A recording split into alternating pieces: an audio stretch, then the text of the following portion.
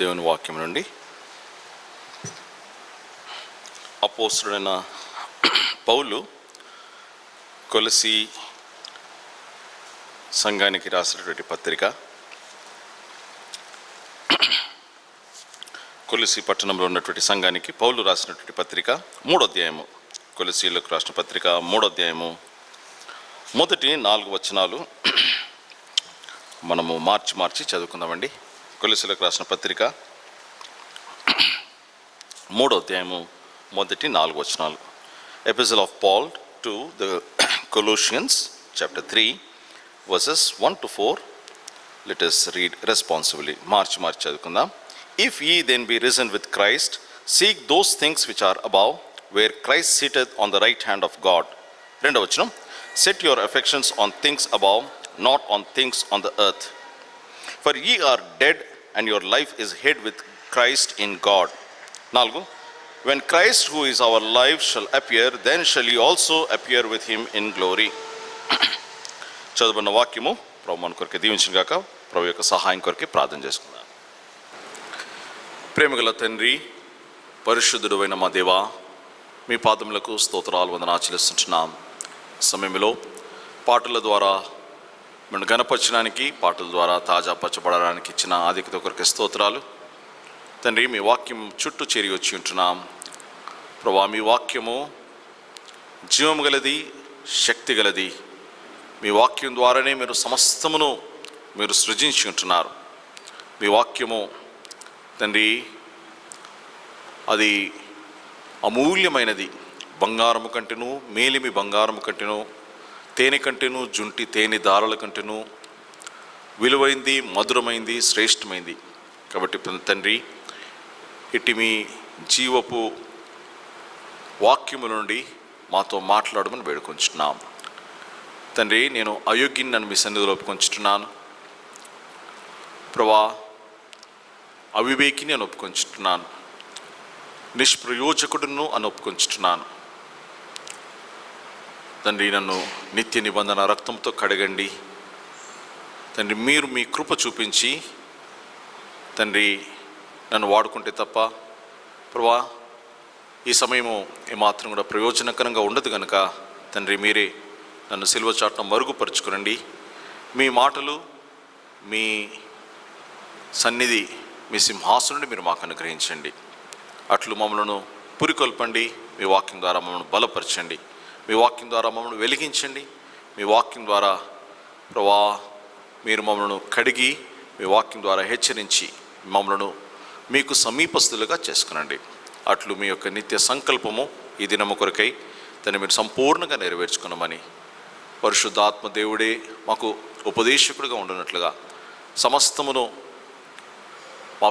మాకు జ్ఞాపకము చేయువాడుగా ఉంటున్నట్లుగా సహాయం చేయమని సమస్తం మీ చేతికి అప్పగించుకుంటూ యేసు ప్రభు నామములో ప్రార్థించి వేడుకొంచుచున్నాం మా తండ్రి, ఆమేన్.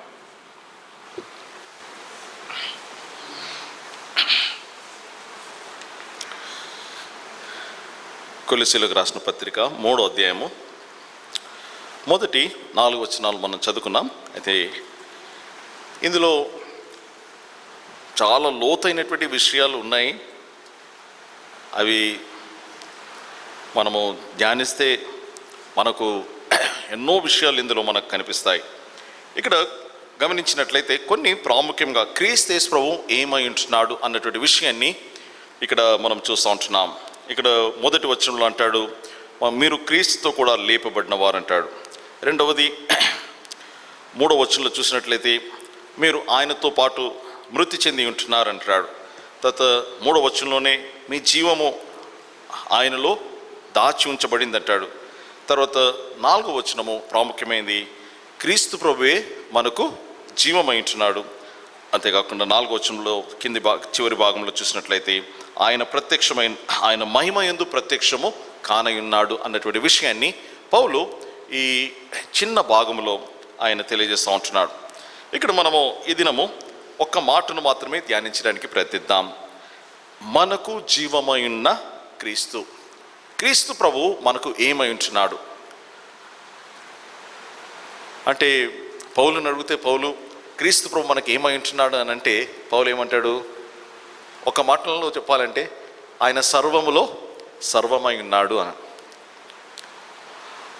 కొన్ని వారాల క్రితం అనుకుంటా ఒక యవనస్తుల పాటల పుస్తకంలో ఒక మంచి పాట ఉంది. Christ is hour bread, Christ is hour meet, Christ is hour drink. ఆ పాట అసలుకు ఎంత బ్యూటిఫుల్ పాట అంటే, క్రీస్తు ప్రభువు ఏమై ఉంటున్నాడు అన్నటువంటి విషయము అందులో ఆ పాటను రాసినటువంటి దేవుని సేవకుడు చక్కగా వివరించాడు. క్రీస్తు ప్రభు ఏమై ఉంటున్నాడు ఒక విశ్వాసికి. దేవుని వాక్యంలో మనం చూసినట్లయితే పౌలు అనేక విషయాలు రాశాడు. క్రీస్తు ప్రభు ఏమై ఉంటున్నాడు, క్రీస్తు ప్రభు మనకు జ్ఞానం అయింటున్నాడు, ఆయన మనకు పరిశుద్ధత అయింటున్నాడు, విమోచన అయింటున్నాడు, క్రీస్తు ప్రభు మనకు నీతి అయింటున్నాడు, క్రీస్తు ప్రభు మనకు రక్షణ అయింటున్నాడు, క్రీస్తు ప్రభు మనకు ఆశ్రయం అయింటున్నాడు, క్రీస్తు ప్రభు మనకు నిరీక్షణ అయింటున్నాడు. అట్లు అనేకమైనటువంటి విషయాలు ఆయన మనకు అయి ఉంటున్నాడు అన్నటువంటి విషయాన్ని పౌలు జీవితంలో ఆయన అనుభవపూర్వకంగా ఆయన తెలుసుకుంటున్నాడు, అనుభవపూర్వకంగా ఆయన వాటిని అనుభవించాడు. అంతేకాకుండా వాటిని మన కొరకు రాసి ఉంచాడు. ఈరోజు క్రీస్తు ప్రభు మనకు జీవమై ఉన్నాడు. అయితే ప్రశ్న ఏంటంటే, ఆయన నిజముగా మనకు జీవమై ఉంటున్నాడా? Is he really our life? క్రీస్తు ప్రభు మనకు జీవమై ఉంటున్నాడా? ప్రియమైన వారలారా, యోబు గ్రంథంలో ఒక మంచి మాట, యోబు సాతాను అంటా ఉన్నటువంటి మాటను ఒకసారి జ్ఞాపకం చేసిన సాతాను పలికినటువంటి మాట యోబు గ్రంథంలో ఈ మాట చూద్దాం. దయచేసి రండి. యోబు గ్రంథము రెండో అధ్యాయం. యోబు గ్రంథము 2వ అధ్యాయం. ఆయన మనకు క్రీస్తు ప్రభు మనకు జీవమై ఉంటున్నాడు. యోబు గ్రంథము 2వ అధ్యాయము 4వ వచనం చదువుకుందామా? అందరం కలిసి చదువుకుందాం. యోబు గ్రంథము 2వ అధ్యాయము 4వ వచనము. And Satan answered the Lord and said, Skin for skin, yea, all that a man hath will he give for his life. క్రీస్తు ప్రభు మనకు జీవమై ఉంటే క్రీస్తు ప్రభువుకు మనం ఏమి ఇవ్వగలము? What can we give? What can we give for our life? Because Christ is our life. What can we give for Christ? Because Christ is our life. సాతాన్ అంటుండే ఇక్కడ, all that a man hath will he give for his life. తన ప్రాణము కొరకే ఒకడు సర్వమునిచ్చేస్తాడు. ఒకవేళ క్రీస్తు ప్రభు నిజముగా మనకు సర్వమై ఉన్నట్లయితే, ఆయన మనకు జీవమై ఉన్నట్లయితే, మనం ఆయనకు సర్వము ఇవ్వడానికి సిద్ధమా? ప్రియమైన వారలారా, this is a very very ప్రాముఖ్యమైనటువంటి ప్రశ్న. What can a man give for? బైబిల్లో కూడా ఉంది కదా, what can a man give in exchange for his soul? ఒకడు తన ప్రాణము కొరకై ఏమి ఇవ్వగలడు? What can a man give in exchange for his soul? చాలామంది, there are many people who are willing to give, they are not willing to give anything for Christ. క్రీస్తు కొరకై ఏమీ ఇవ్వలేని స్థితిలో ఉంటున్నారు.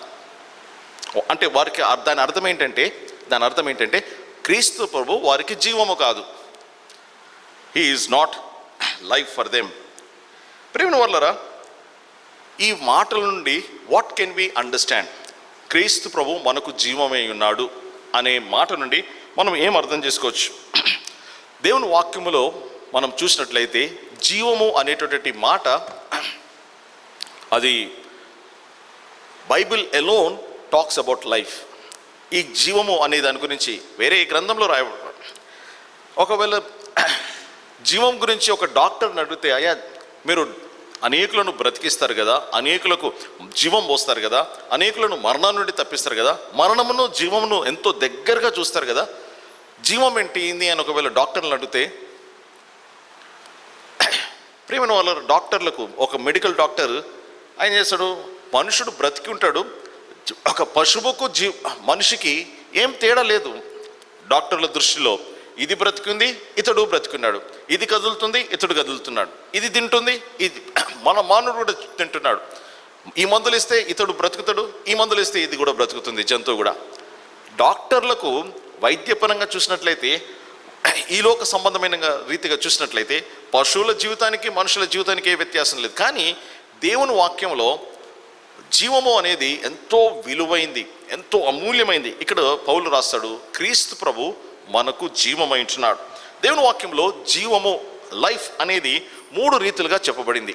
It is expressed and it is explained in 3 ways. ఒకటి natural life, రెండవది spiritual life, మూడవది eternal life. Natural life సహజ ప్రకృతి సంబంధమైనటువంటి జీవము, రెండవది ఆత్మీయమైనటువంటి జీవము, మూడవది నిత్య జీవం. ప్రేమ వాళ్ళరా, ఈ లోకంలో డాక్టర్లు అయినటువంటి వారు ఏ జీవం గురించి మాట్లాడతారు? They will talk only about natural life, ప్రకృతి సంబంధమైనటువంటి ఈహలోక సంబంధమైనటువంటి జీవితం గురించి మాట్లాడతారు. The natural life is the life of the body. It is life of the body. The spiritual life is the life of the soul. Is the life of the soul. Eternal life is also something which is connected to the soul. అది కూడా ఆత్మకు సంబంధించినదై ఉన్నది. దేవుని వాక్యంలో మనం చూసినట్లయితే జీవము అనేది దేవుని ద్వారా ఆరంభమైంది. He is the source of life. All life flows from God. ఎందుకంటే దేవుడు ఆదియందు మానవుని సృజించినప్పుడు మానవుని యొక్క నాసిక రంధ్రములో జీవవాయువును ఊదినాడు. అప్పుడు మనుషుడు జీవాత్మాయను. మనుషుడు జీవాత్మ. ఎందుకంటే మనుషుల్లో దేవుని జీవం ఉంది. అయితే పౌలు కొరింథీయులకు రాసిన పత్రికలో రాస్తాడు, యేసు ప్రభు జీవమిచ్చు ఆత్మ, కానీ ఆదాము జీవించు ఆత్మ. యేసు ప్రభు వారు జీవమిచ్చు ఆత్మ అంటున్నారు. He is the life giving quickening spirit అని ఉంది. Quickening spirit, life giving spirit. అయితే ఆదాము మాత్రము దేవుని జీవము కలిగిన వాడై, దేవుడిచ్చినటువంటి జీవమును పొందిన వాడై ఆయన జీవిస్తూ ఉంటున్నాడు. ప్రేమ వల్ల ఇంకో ప్రాముఖ్యమైనటువంటి విషయం ఏంటంటే, as long as there is union between body and soul, there is life. ఎంతకాలం అయితే ప్రాణము శరీరము రెండు కలిసి ఉంటాయో అంతవరకే జీవం. ఎప్పుడైతే ఈ రెండు విడదీయబడతాయో, ప్రాణముల నుండి జీవం పోతుందో, లేకపోతే శరీరముల నుండి జీవం పోతుందో, అప్పుడు that is the end of man. ఈ రెండు కలిసి ఉన్నప్పుడే మనం బ్రతికి ఉంటాం. ఈ రెండు విడదీయబడినప్పుడు దట్ ఈస్ ద ఎండ్. ప్రతి జీవం దేవుని వాక్యంలో మనం చూసినట్లయితే ఈ దేవుడు మనకు జీవము అయి ఉంటున్నాడు అన్నటువంటి విషయము, అది క్రొత్త నిబంధనలో ఆరంభమైనటువంటి సత్యము అని మనం చాలాసార్లు అనుకుంటాం. నేను కూడా అదే అనుకున్నాను. ఈ జీవం అనేది దేవుడి నుండి వచ్చింది అన్నది క్రొత్త నిబంధనలో ఉన్నటువంటి సిద్ధాంతం అని కాదు, పాత నిబంధనలో కూడా ఉంది. చూడండి, ద్వితీయోపదేశకాండము, డ్యూట్రానమీ చాప్టర్ 30 verse 20. ద్వితీయోపదేశకాండము 30వ అధ్యాయము 20వ వచనంలో ఈ మాట మనం చూస్తాం. 30వ అధ్యాయము 20వ వచనంలో ఇక్కడ ప్రభు వాక్యంలో ఇలాగ రాయబడింది. 30వ అధ్యాయం 20వ వచనం, that thou mayest love the Lord thy God, and that thou mayest obey his voice, and that thou mayest cleave unto him, for he is thy life. ఆయనే నీ జీవమై ఉంటున్నాడు. he is thy life. he is your life. ప్రేమ వల్ల ఇది పాత నిబంధన నుండి ఉన్నటువంటి తలంపు. he is our life. అంతేకాదు ఇంకొక మాట, దిస్ ఈజ్ ఫిజికల్ లైఫ్. ఇంకో మాట మనం చూసినట్లయితే అపోస్తల కార్యములు 17వ అధ్యాయంలో ఇంకొక మాట కూడా ఈ ఫిజికల్ లైఫ్ గురించి ఇంకో మాట మనం చూస్తాం. పౌలు ఇక్కడ ఈ వచనంలో is coating A heathen poet, ఒక అన్య కవులను, అంటే గ్రీకు భాషలో ఉన్నటువంటి పండితులను ఆయన రెఫర్ చేస్తూ ఉన్నాడు. చూడండి 28వ వచనం, యాక్ట్స్ 17:28. అపోస్తల కార్యములు 17వ అధ్యాయం 28వ వచనము. ఇక్కడ ఏం రాయబడింది? For in him we live and move and have our beings, as certain also of your own poets have said, for we are also his offspring. ఇక్కడ ఏమంటున్నారంటే, in him we live and move and have our being. ఆయన యందు మనం జీవించున్నాము, చలిస్తున్నాము, తర్వాత ఉనికిని కలిగి ఉంటున్నాము. In him we live, move and have our being. He is the breath of life. He has given us. ఆదికాండము 2వ అధ్యాయం 7వ వచనంలో చూసినట్లయితే ఆయన మనకు జీవమును ఇచ్చి ఉంటున్నాడు. ఆయన జీవమునిచ్చాడు. ప్రియమైన వాళ్ళ, ఆయన జీవమై ఉంటున్నాడు. ఆయన నాసికారంధ్రం, మనుషుని యొక్క నాసికారంధ్రంలో జీవవాయువును ఊదినప్పుడు హీ గేవ్స్ హిమ్సెల్ఫ్. ఆయన తన జీవమును మనకిచ్చాడు. That is one of the most precious things. అంతేకాకుండా దేవుని వాక్యంలో చూసినట్లయితే he not only gave life but he also holds our soul. చూడండి, కీర్తన గ్రంథంలో కీర్తనాకారుడు ఇలాగ రాస్తూ ఉంటున్నాడు. 66వ కీర్తనలో 9వ వచనము, 66 Psalm 66 verse 9. 66వ కీర్తన 9వ వచనం.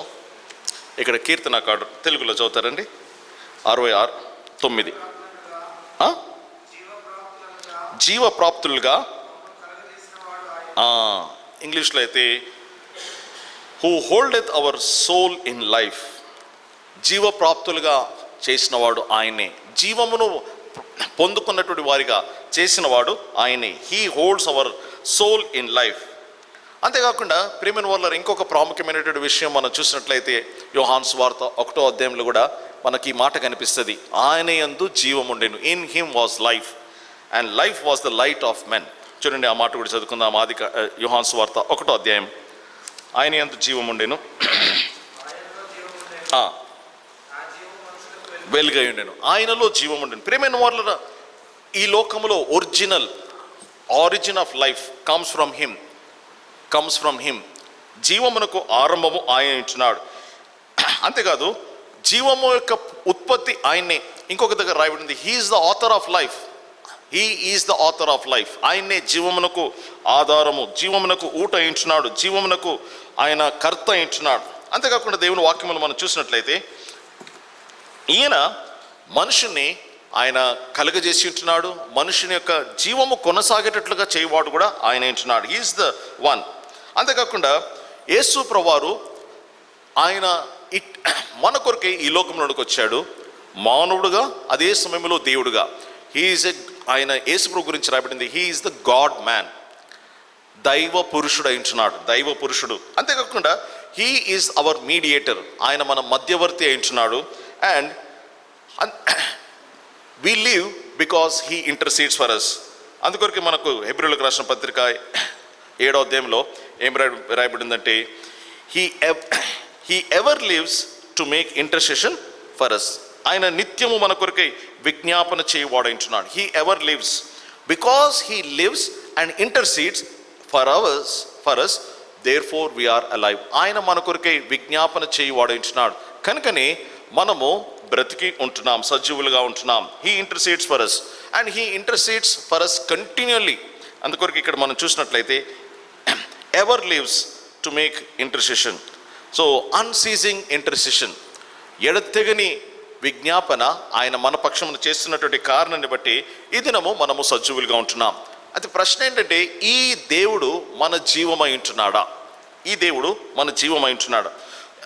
నేను దీని గురించి ధ్యానిస్తూ ఉన్నటువంటి సమయంలో ఒక వింతైనటువంటి మాట దేవుని వాక్యంలో నాకు కనిపించింది. ఏంటంటే, ఒక వ్యక్తి యొక్క జీవం ఇంకొక వ్యక్తిలో ఉండగలదా? Can one man's life be bound in another man? ఒక వ్యక్తి యొక్క ప్రాణము ఇంకొక వ్యక్తి యొక్క జీవితంలో లేకపోతే ఇంకొక వ్యక్తితో అది పెనము అయి ఉండగలదా? అంటే ఒక మాట, యాకోబు యొక్క జీవము బెన్యామీనుతో ముడిపడి ఉందని దేవుని వాక్యం అంటుంది. చూడండి ఒక మాట, ఆది కాండము 44వ అధ్యాయం. 44వ అధ్యాయము. ఈ 44లో చాలాసార్లు ఈ మాట రాయబడింది. ఒకవేళ యోసేపు అక్కడ యోసేపు అన్నల మధ్యలో జరిగినటువంటి సంభాషణ. యోసేపు అన్నాడు, అయ్యా మీ తమ్ముడిని మీరు తీసుకొని రావాలి ఖచ్చితంగా, ఈసారి వచ్చినప్పుడు మీ తమ్ముడిని, బెన్యామీన్ చిన్నవాడు ఉన్నాడు అన్నారు కదా, ఆయన్ని తీసుకొని రావాలి అని. సరే అని అనుకున్నారు. కానీ ఇంటికి వచ్చిన తర్వాత మళ్ళీ ఐగుప్తుకు వెళ్తున్నటువంటి సమయంలో మేము చిన్నవాడిని తీసుకొని వెళ్తాము, బెన్యామీన్ని తీసుకొని వెళ్తామంటే అతడు నిరాకరించాడు. యాకోబు లేదు, ఇంతకుముందే మీరు నా యాకోబు చక్కగా అంటాడు, యాకోబు కుమారులు అంటారు, మా నాన్నకు 2 కుమారులు ఉన్నారు అన్నాడు. వాళ్ళు ఇట్లనే అన్నారు, మా నాన్నకి 2, ఆయన భార్య 2 కుమారులకు అన్నది అన్నారు. వాస్తవానికి యాకోబుకు 12 మంది కుమారులు ఉన్నారు. కానీ కుమారులే అంటున్నారు, his wife bare him 2 sons. అది చాలా వింతైనటువంటి మాట. ఆ కుమారులో ఒకడు చనిపోయాడు, ఇప్పుడు ఒక్కడే ఉన్నాడు. వాని ప్రాణంతో మా నాన్న ప్రాణము ముడిపడి ఉంది. చూడండి 30వ వచనం, 44వ అధ్యాయం 30వ వచనం. పెన వేసుకుని ఉన్నది గనుక ఆ, ఆ, ఒకవేళ బెన్యామీను యాకోబు దగ్గర లేకపోతే, నేను అనుకుంటాను బెన్యామీను యాకోబు ఒడిలో పెరిగిండొచ్చు. అట్లా ఉంది వాళ్ళ సంబంధం. ఎట్లుంది అంటే యాకోబు బెన్యామీను ఒకే ప్లేట్లో తిన్నారు, ఒకే మంచం మీద పడుకుని ఉండొచ్చు. ఎప్పటికీ యాకోబు బెన్యామీను పక్కకు పెట్టుకుని ఉండొచ్చు. బెన్యామీన్తో ముడిపడి ఉంది ఇక్కడ ప్రాణము. అందుకొరకు అంటున్నాడు, ఒకవేళ ఇతన్ని దూరం చేస్తే అతడు చనిపోతాడు. చాలాసార్లు ఆ మాట రాయబడింది. చూడండి 22వ వచనంలో, అందుకు మేము తండ్రిని విడవలేడు, తండ్రిని విడిచిన ఎడలా వాని తండ్రి చనిపోనని. ప్రియమైన వారు ఇక్కడ చూడండి, తండ్రిని విడవలేడు. ఎందుకంటే తండ్రి జీవం ఈయనలో ఉంది, లేకపోతే ఇతడే తండ్రికి ప్రాణం. ఒకవేళ ఈయన ప్రాణమైనటువంటి వాడు వెళ్ళిపోతే ఆయన ప్రాణం పోతుంది, చనిపోతాడు. ప్రియమైన వారులారా, ఇటువంటి సంబంధము మనము దేవునితో, క్రీస్తు ప్రభుతో కలిగి ఉండాలి అన్నది ప్రభు యొక్క ఆశ. ఇటువంటి సంబంధం, క్రీస్తు ప్రభు మనకు జీవమై ఉంటున్నాడు. Christ is our life. ఇటువంటి జీవము, ఇటువంటి రీతిగా ప్రభు మనకు జీవమై ఉంటున్నాడా? మనకు జీవమై ఉంటున్నాడా? మన జీవము ఆయనతో ముడిపడి ఉందా? క్రీస్తు లేకుండా మనం జీవించగలమా? ఎన్ని పర్యాయములు మనం అలాగూ క్రీస్తు లేకుండానే ఉన్నట్లుగా మనం ఉంటున్నాం. ఇక్కడ ఈ మాటలు చదివినప్పుడు నాకు నిజంగా ఆశ్చర్యం అనిపించింది. ఎక్కడికి వెళ్ళి ఆ సమయంలో యూద తను తాను అప్పగించుకుంటాడు. యూద అంటాడు, నేను అప్పగించుకుంటాను, నేను పుటం పడతాను, I will stand as the pledge, నేనుంటాను. ఈ కుమారుణ్ణి తండ్రితో అంటాడు, ఈయన తీసుకుని వెళ్తాను, మరలా నేను తీసుకొస్తాను, దానికి నేను బాధ్యుణ్ణి, నేను ఉత్తరవాదిని అని ఎంతో అభయం ఇస్తే, ఎంతో అష్యూరెన్స్ ఇస్తే, ఎంతో ప్రమాణపూర్వకంగా మాట్లాడినప్పుడే యాకోబు ఆయనను బెన్యామీన్ను పంపడానికి ఇష్టపడ్డాడు. ఇంకో విషయం ఏంటంటే, యాకోబు యోసేపు అంతవరకు అన్నలతో మాట్లాడుతున్నాడు, కానీ ఎప్పుడైతే బెన్యామీన్ను చూశాడో, బెన్యామీన్ను చూసినప్పుడు తన ఇంగ్లీష్ బైబిల్ ఏమిటంటే హిస్ బవెల్స్ వర్ షేకెన్. ఆయనకు లోపల, అంటే బబుల్స్ అంటే కరెక్ట్గా చెప్పాలంటే పేగులు అన్నట్టు, కానీ పేగులు కాదు ఇక్కడ. ఇన్నర్ మోస్ట్ అంతరంగపు పురుషునిలో, అంతరంగపు జీవంలో యోసేపు కదిలిపోయాడు తమ్ముడిని చూడగానే. తమ్ముని యొక్క ప్రాణము, తండ్రి యొక్క ప్రాణము తమ్ముడిలో ఉంది. తమ్ముడిని చూసినప్పుడు యోసేపు కదిలిపోయాడు. మనకు చూసినట్లయితే యోసేపుకు మాట రాలేదు, లోపలికి వెళ్ళి ఏడ్చాడు. తర్వాత చూడండి 14వ వచనం, 45వ అధ్యాయము, ఆదికాండము 45వ అధ్యాయము 14వ వచనం. బెన్యామీను మెడ మీద పడి ఏడ్చెను, బెన్యామీను అతని మెడ మీద పడి ఏడ్చి ఉంటున్నాడు. ప్రేమ వారలారా, ఇట్లు క్రీస్తు ప్రభు మనకు జీవముగా ఉంటున్నాడా? మనకు జీవంగా ఉంటున్నాడా? ఆయన నుండి మనం వేరైపోయినప్పుడు వాట్ ఈజ్ అవర్ కండిషన్? ఆయన నుండి వేరైపోయినప్పుడు మన పరిస్థితి ఏమై ఉన్నది అన్నటువంటి విషయాన్ని మనము జ్ఞాపకం చేసుకోవాలి. దేవుని వాక్యంలో మనం చూస్తుంటున్నాం ఆయనకు వేరుగా ఉండి మనం ఏం చేయలేం. జీవము ఆయనలో ఉంది. ఆయన నుండి దూరంగా ఉన్నటువంటి వాడు జీవము లేనివాడుగా ఉంటాడు. అట్లు ప్రభు మనకు he is our life, we live. ఇక్కడ మనం చూసినట్లయితే ఈ మాటలు మనకు బైబిల్లో అనేక సందర్భాల్లో కనిపిస్తాయి. We live by him, we live by him, we live by him and we cannot live without him. We live by him and we cannot live without him, yet we don't live up to him and we don't live for him. మనము ఆయనను బట్టే జీవిస్తున్నాం. మనం చదువుకున్నటువంటి మాటల్లో we live by him and we move by him. ఆయన ద్వారా మనం జీవిస్తున్నాం, ఆయన ద్వారా చెల్లించున్నామని 17 అపోస్తల కార్యంలో మనం చూసాం. We live by him and it is certain that we cannot live without him, yet we don't live up to him. అనేక పర్యాయం. అందుకొరకే పౌలు అంటాడు కదా, మిమ్మును బట్టియే కదా అన్యజనుల మధ్యలో నా నామము దూషించబడి. We don't live up to him. ప్రభు ఏ స్థాయిని కోరుతూ ఉంటున్నాడో, ఏ అంతస్తులో మనము జీవించాలని కోరుతూ ఉంటున్నాడో, మనము జీవించాలని ఆయన ఎటువంటి ఏర్పాటు చేశాడో దాన్ని మేరకు మనం జీవించట్లేదు. So this is as far as natural life is concern. This is the life which God has given to every one. కానీ ప్రేమ వాళ్ళ దానికంటే ఒక స్టెప్ జీవములో మనము చూసినట్లయితే, ఇంకొక మెట్టు పైకి వెళ్ళినట్లయితే అది ఆత్మీయ జీవం. That is spiritual life. Spiritual life is something which is connected to the soul. It flows when our soul is in union with God. ఎప్పుడైతే మన ఆత్మ మన జీవము దేవునితో అంటుకట్టబడి ఉంటుందో అప్పుడు ఆత్మీయమైనటువంటి జీవము ఆరంభమవుతుంది. అందుకొరకే ప్రియమైన వాళ్ళారా, ప్రభు మనల్ని ఆత్మీయమైనటువంటి వారుగా ఎంచాడు. అంతవరకు మనము శరీరానుసారమే, అంతవరకు మనము భౌతికపరమైనటువంటి వారమే, అంతవరకు భూ సంబంధమైనటువంటి వారమే, అంతవరకు ప్రకృతి సంబంధమైనటువంటి వారమే. కానీ ఎప్పుడైతే యేసు ప్రభులో మనం కలబడి ఉంటున్నామో, ఎప్పుడైతే యేసు ప్రభుతో మనం కలపబడి ఉంటున్నామో అప్పుడే మనము దేవుని జీవం పొందినటువంటి వారం. అందుకొరకు ఒక మాట చూద్దాం. గలతీయులకు రాసిన పత్రిక 4వ అధ్యాయము 6వ వచనం. గలతీ 4వ అధ్యాయం 6వ వచనం. మరియు కుమారులై ఉన్నందున నాయన తండ్రి కుమారుని ఆత్మను దేవుడు మన హృదయములో పంపెను. God has sent forth the spirit of his son. దేవుడు తన కుమారుని యొక్క ఆత్మను మనకిచ్చాడు. ఆ కారణాన్ని బట్టి ఆ ఆత్మ ఎప్పుడైతే మనలోనికి వచ్చాడో అప్పుడు మనము ఆత్మీయమైనటువంటి వారమయ్యాం. అంతవరకు మనము శరీరానుసారమైన వారమే. ఇంకో మాటల్లో చెప్పాలంటే అంతవరకు మనము ఆత్మీయంగా చచ్చినటువంటి వారమై ఉంటున్నాం. ఆత్మీయంగా దేవుని దృష్టిలో మనము ఒక మృతదేహమును పోలిన వారమై ఉంటున్నాం.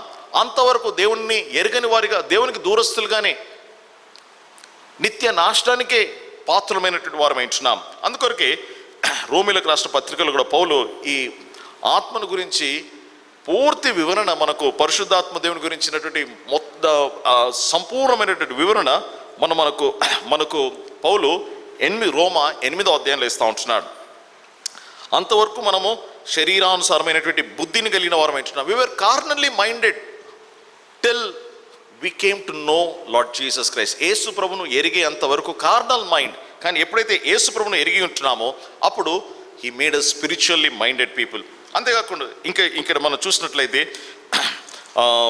14వ వచనంలో, 8వ అధ్యాయం 14వ వచనంలో, ఎందరైతే దేవుని ఆత్మ చేత నడిపింపబడుదురో వారు దేవుని కుమారులవుతారు. అంతేకాకుండా ఇక్కడ 9వ వచనంలో చూసినట్లయితే 2వ భాగంలో, దేవుని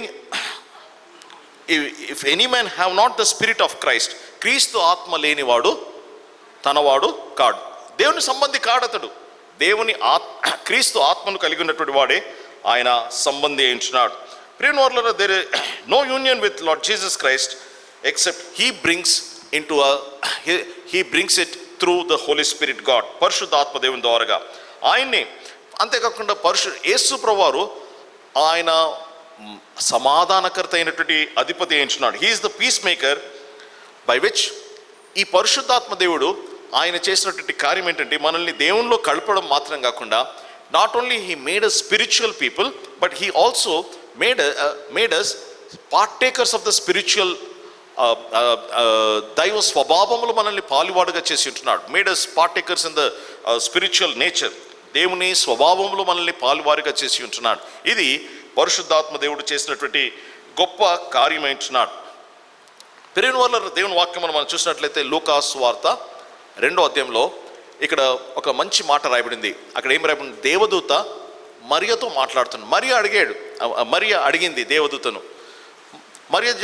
మరియతో దేవదూత అన్నాడు, అమ్మ నువ్వు గర్భవతి అయి కుమారుని కంటావు అన్నప్పుడు మరియ ఆశ్చర్యపోయింది.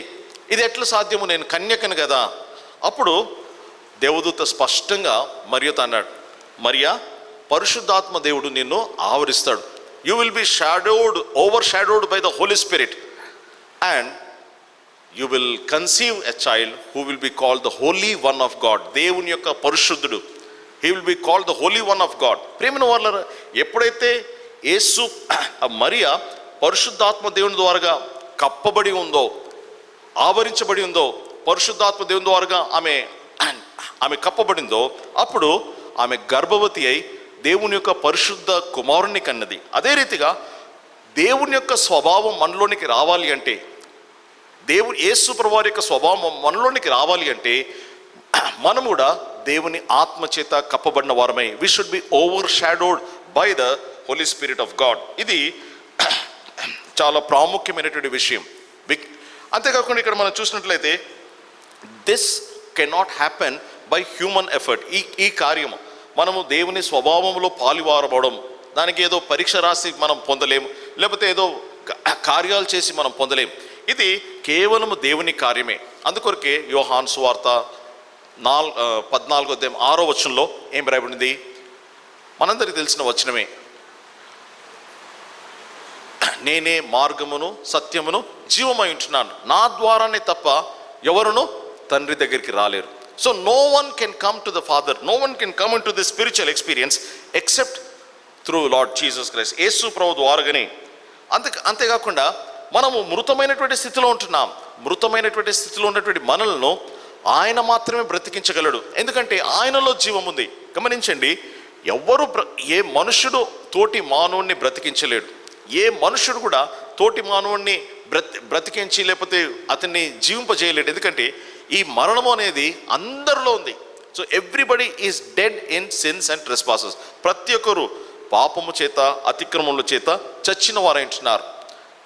పాపము చేత అతిక్రమం చేత చచ్చిన వారై ఉన్నటువంటి కారణాన్ని బట్టి ఈ చచ్చినటువంటి వాడు దేనిని కూడా బ్రతికి ఉన్నటువంటి దాన్ని తీసుకొని రాలేడు. అందుకొరకే యోబు గ్రంథంలో మనము చూసినట్లయితే యోబు అంటాడు, can A clean thing come out of A unclean thing? మనుషులందరూ అపవిత్రులే. అపవిత్రమైనటువంటి మనుషుల నుండి పవిత్రమైనది ఏది రాగలదు? చచ్చినటువంటి మనుషుల నుండి సజీవమైనది ఏది రాగలదు? ప్రేమ వల్ల వీఆర్ డెడ్. దేవుని దృష్టిలో మనం చచ్చినటువంటి వారు ఉంటున్నాం. మనము not only we are in dead condition, but we are also in a blind condition.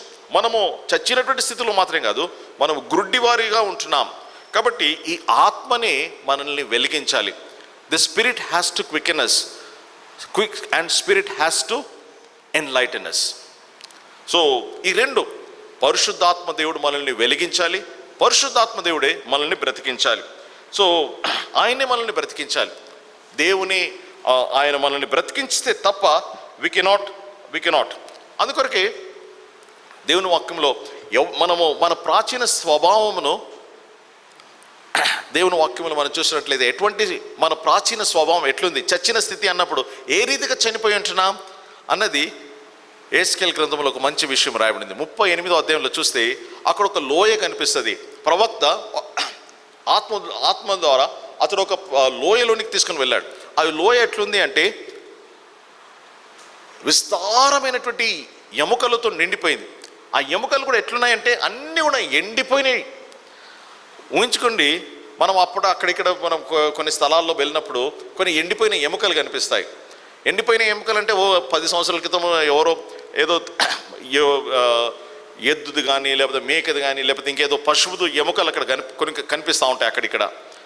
అవి ఎట్లుంటాయి, కొన్ని క్రాక్స్ వచ్చేస్తాయి కూడా, ఎముకల్లో క్రాక్స్ వచ్చేస్తాయి, ఎండిపోయి వానలకు వర్షాలకు తడిసి ఎండిపోయి అటువంటి ఎముకలు అన్నీ ఉన్నాయి. అప్పుడు అక్కడ ప్రవక్తను అడిగాడు, దూత ప్రవక్తను అడిగాడు, నరపుత్రుడా, ఈ ఎముకలు బ్రతుకునా? ఈ ఎముకలు క్యాన్ దిస్ బోన్స్ లివ్? ఇది ఎండిపోయినటువంటి ఎముకలు అంటే వాటిలో ఒక్క డ్రాప్ ఆఫ్ మాయిశ్చర్ కూడా లేదు, తేమ కూడా లేదు, అందులో తడి అనేది లేదు, రక్తం అనేది లేదు, మాంసం లేదు, తేమనే లేదు. ఇటువంటి ఎముకలు బ్రతకగలవా? ఆయన అన్నాడు, నీకే తెలుసు అన్నాడు. తర్వాత దేవుడు బ్రతుకు అని అనగానే అవన్నీ కూడా ఎండిపోయిన ఎముకలన్నీ కూడా అవి నిలబడేది. వాటికి ఫస్ట్ నిలబడ్డాయి, స్కెల్టన్స్గా మారినాయి. తర్వాత వాటికి మాంసం వచ్చింది, రక్తం వచ్చింది, తర్వాత అన్నీ కూడా ఒక గొప్ప సైన్యంగా మారింది. ఇది ఎట్లయింది? దేవుడు పలికిన కారణాన్ని బట్టి. The spirit of God, the word of God, these are ఈ రెండు మనుషుల్ని బ్రతికించేవిగా ఉంటున్నాయి. అట్లు ప్రభు మనల్ని కూడా, we cannot live unless God breathes his word into us and God breathes his spirit into us. ప్రేమ వాళ్ళ దేవుని వాక్యంలో మనం చూసినట్లయితే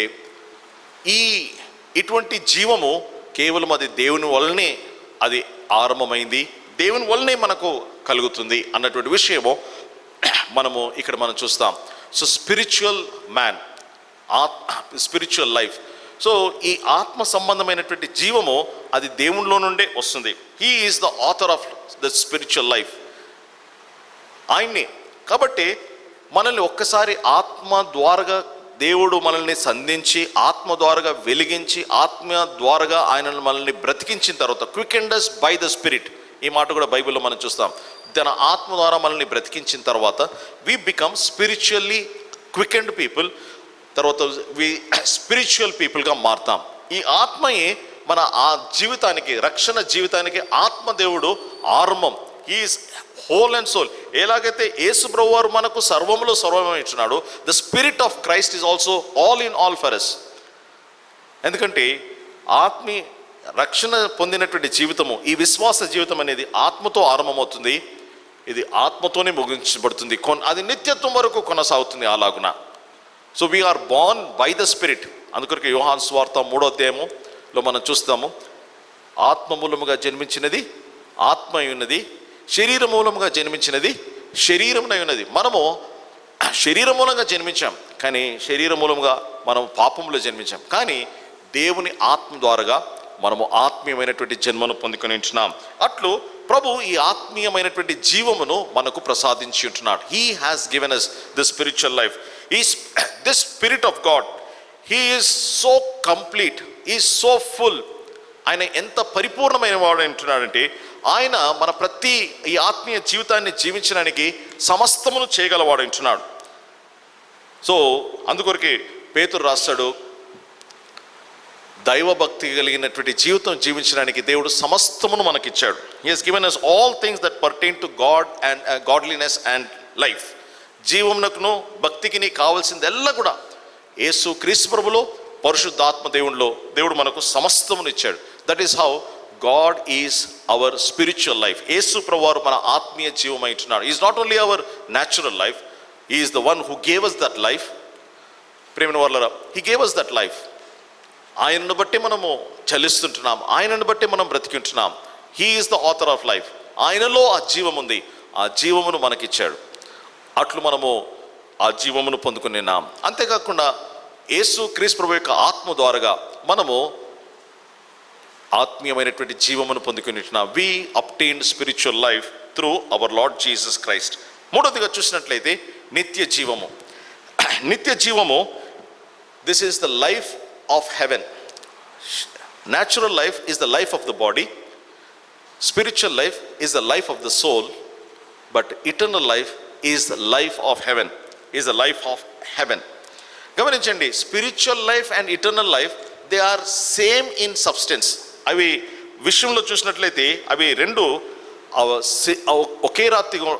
ఒకే రీతిగా ఉంటున్నాయి, బట్ అవి స్థాయిలో చూస్తే తేడా ఉంటున్నాయి. Spiritual life is life of grace. ఆత్మీయమైనటువంటి జీవితం అంతా కూడా it is all because of grace. Whereas eternal life is by glory. It is the life of glory. Spiritual life is life of grace, whereas eternal life is life of glory. Spiritual life is begins when we are born again, and eternal life gets perfected when we enter into the glory. ప్రభు సన్నిధిలోనికి మనం చేరినప్పుడు ఈ నిత్య జీవము పరిపూర్ణమవుతుంది.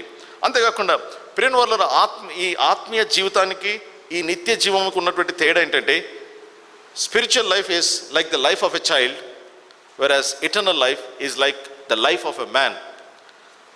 ఇంకో దగ్గర spiritual life is like the sun which is ఉదయించినటువంటి సూర్యుని వలె ఈ ఆత్మీయ జీవితం ఉంటే, మధ్యాహ్నపు సూర్యుని కాంతి వలె ఈ ఇటర్నల్ లైఫ్ ఉంటుంది.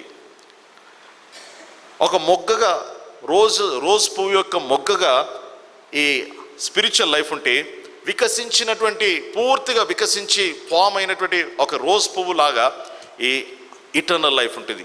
That is how we can compare spiritual life to eternal life. Spiritual life is ఆ రీతిగా ఉంటుంది.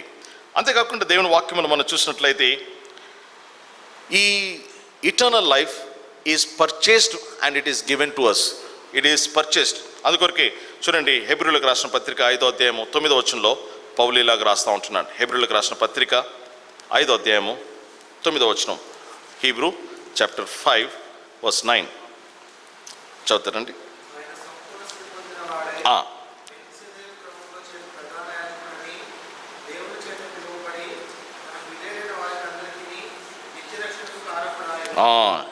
He is the author of eternal salvation and this eternal salvation brings eternal life.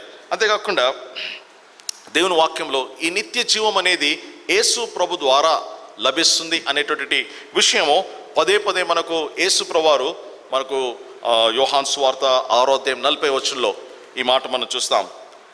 యోహాను సువార్త 6వ అధ్యాయము 40వ వచనంలో, జాన్స్ గాస్పెల్ చాప్టర్ 6 చదవండి.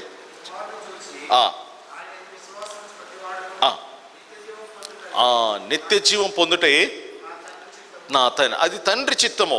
కుమారుని ద్వారా నిత్య జీవం అనేది కుమారుని ద్వారానే.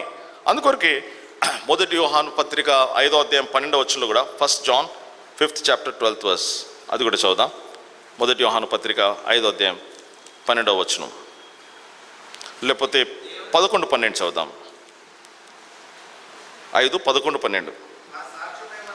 ఆ సాక్ష్యం ఏమనగా దేవుడు మనకు నిత్య జీవము దయచేసెను. ఈ జీవము ఆయన కుమారుని యందున్నది. దేవుని కుమారుని అంగీకరించువాడు జీవము గలవాడు, అంగీకరింపనివాడు లేనివాడు. ప్రేమైన వాళ్ళ ఇక్కడ పౌలు యోహాను స్పష్టంగా రాస్తాడు. ఏమని రాస్తాడు? దేవుడు ఈ జీవమును మనకు ఇస్తాడు అని రాయలేదు, దయచేశాడు. ప్రేమ వాళ్ళ ఎప్పుడైతే యేసు ప్రభువును అంగీకరించామో ఆ మరుక్షణమే, ఆ క్షణంలోనే నిత్య జీవాన్ని దేవుడు మనకు అనుగ్రహించాడు. This God hath given eternal life. Eternal life అంటే మనం చాలాసార్లు మనం ఏమనుకుంటామంటే, నేను కూడా ఆరంభంలో అట్లనే అనుకున్నాను, పరలోకం పోయిన తర్వాత మనకు నిత్య జీవం వస్తుంది. ప్రేమ వల్ల అది చాలా తప్పు. పరలోకం నిత్య జీవం ఉంది కాబట్టి పరలోకానికి వెళ్తున్నాం. పరలోకం పోయిన తర్వాత వచ్చేది కాదు, ఈ లోకంలో ఉండగానే God hath given us eternal life. దేవుడు లోకమును ఎంతో ప్రేమించిన తన కుమారునిగా అద్వితీయ కుమారునిగా పుట్టిన వాని యందు విశ్వాసముంచు ప్రతివాడు నశింపక నిత్య జీవము పొందునట్లు ఆయన అనుగ్రహించాడు. నిత్య జీవం పొందాలి, నిత్య జీవం ఇచ్చాడు కుమారుని ఇచ్చినటువంటి మరుక్షణంలోనే. సో కుమారుని కలిగినటువంటి వాడు జీవము గలవాడు ఇచ్చినాడు. కుమారుడు లేనివాడు జీవము లేనివాడు. అంతేకాదు, కుమారుని యందు విశ్వాసం ఉంచిన వాడు జీవం లేనివాడు మాత్రమే కాదు, అతడు జీవమును చూడడు, దేవుని ఉగ్రత అతని మీద నిలిచి ఉంటుంది అని దేవుని వాక్యము సెలవిస్తూ ఉంది. అట్లు ప్రభు మనల్ని నిత్య జీవానికి వారసులుగా చేసి ఉంటున్నాడు. ఈ నిత్య జీవానికి వారసులుగా చేసి ఆయన మనల్ని నిత్య మహిమకు తీసుకొని వెళ్ళాలని. అందుకొరకే ఈ నిత్య జీవము కలిగినటువంటి వారుగా ఇక్కడ పౌలు రాస్తాడు. చూడండి, మనము చదువుకున్నటువంటి వాక్య భాగానికి వస్తే మళ్ళీ ఫిలిప్పీలకు రాసిన పత్రిక, కొలొస్సీయులకు రాసిన పత్రిక 3వ అధ్యాయంలో, కొలొస్సీ 3వ అధ్యాయంలో, క్రీస్తు ప్రభువు మనకు జీవమై ఉంటున్నాడు. ఆయన ప్రత్యక్షమైనప్పుడు ఆయనతో పాటు మహిమలో మనము కూడా ప్రత్యక్షమవుతాం. We will appear with him in glory. We will also appear with him in glory. ప్రేమలో ఇప్పుడు ఎట్లుంది ఈ నిత్య జీవం? మనకు ఎట్లా కనిపిస్తుంది? ఈ నిత్య జీవం మనకు మస్కగా కనిపిస్తుంది. అందుకొరకే 1 కొరింథీ 13వ అధ్యాయంలో పౌలు రాస్తాడు, ఏదో అద్దంలో చూసినట్లుగా నాకు కనిపిస్తుంది, కానీ ఒక సమయం వస్తుంది నేను అన్నీ కూడా తేటగా చూస్తాను, అన్నీ నాకు తేటగా కనిపిస్తాయి. తర్వాత 1 యోహాను పత్రిక 3వ అధ్యాయము 1-2 వచనాల్లో యోహాను రాస్తాడు. చూడండి, 1 యోహాను పత్రిక 3వ అధ్యాయం 1-2 వచనాలు.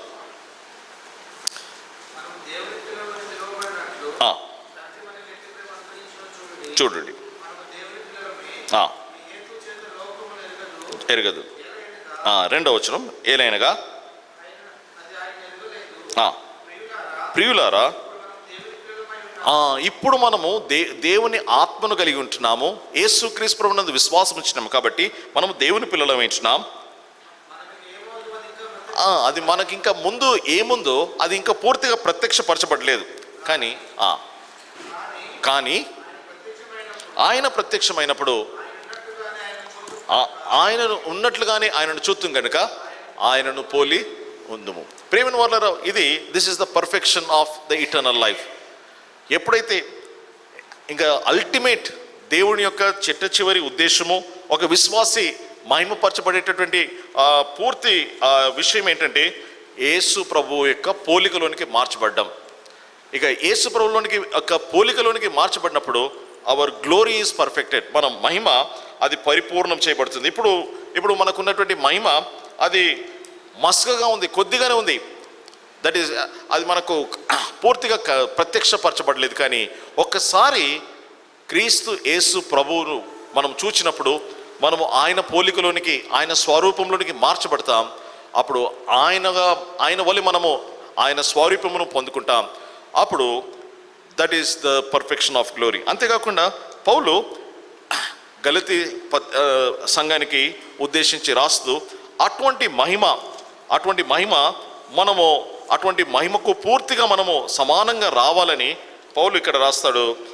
నాకు మీ విషయమై అటువంటి క్రీస్తు ప్రభు యొక్క స్వరూపము మీలో ఏర్పడాలని నాకు మరలా ప్రసవ వేదన కలుగుచున్నది.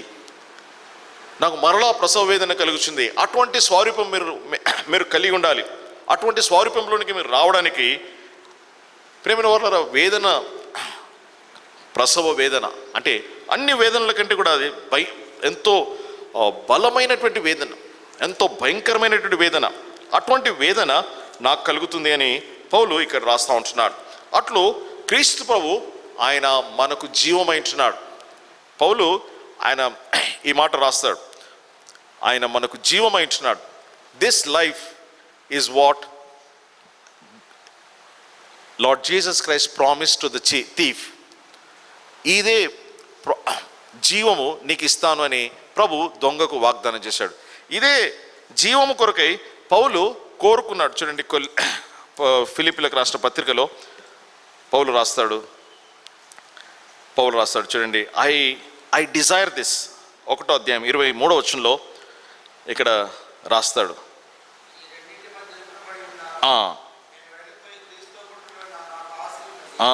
ఆశ, you have a desire to depart and to be with Christ. When we are with Christ, then the fullness of the eternal life will be enjoyed. పరిపూర్ణమైనటువంటి నిత్య జీవము అది పూర్తిగా అనుభవించే స్థితి క్రీస్తు యేసు ప్రభు యొక్క సన్నిధానంలో. అట్లు ప్రభు మనకు జీవమైంటున్నాడు. ఆయన మనకు జీవమునిచ్చాడు. రెండవది, ఆయన మన జీవమును కొనసాగింపజేస్తూ ఉంటున్నాడు. మూడవది, ఆయన మన కొరకు జీవిస్తున్నాడు. He ever liveth to make intercession for us. He is living for us. He died for us and thus paid the penalty. He is living for us to make intercession for us. అయితే పరిస్థితి ఏంటంటే, నిజంగా ఇటు క్రీస్తును మన జీవముగా మనం అనుభవిస్తుంటున్నామా? ఇది ప్రభు ఆశించినటువంటివి. ఈ జీవమును మనం అనుభవిస్తుంటున్నామా? ఇంకో దగ్గర యోహాను సువార్తలో ప్రభు అన్నాడు, ఈ జీవం ఎటువంటి జీవము? సమృద్ధి అయినటువంటి జీవం, మామూలు జీవం కాదు, నిండి పొర్లేటటువంటి జీవము, పూర్తి జీవం. అంటే సమృద్ధి అయిన జీవము, నిత్య జీవము అనేది దిస్ ఆర్ థింగ్స్ వీటిని మనం వర్ణించలేం. ఇంకో మాటల్లో చెప్పాలి అంటే నిత్య జీవం అంటే ఏదో దేవుడు మనకి ఇచ్చేది కాదు, ఇట్లా ఇస్తున్నటువంటి విషయం కాదు. ఇది క్రీస్తే నిత్య జీవం అంటున్నాడు. Christ himself is eternal life. ఆయనను పొందుకున్నప్పుడు మనకు నిత్య జీవం. ఎందుకంటే ఆయనే నిత్య జీవం అంటున్నాడు. అటువంటి నిత్య జీవాన్ని మనకిచ్చి ఇంత గొప్ప ఉద్దేశముతో ప్రభు మనల్ని అలాగూ ప్రత్యేకపరిచినటువంటి ఆ ప్రభు కొరకు మనం ఎలాగుంటున్నాం?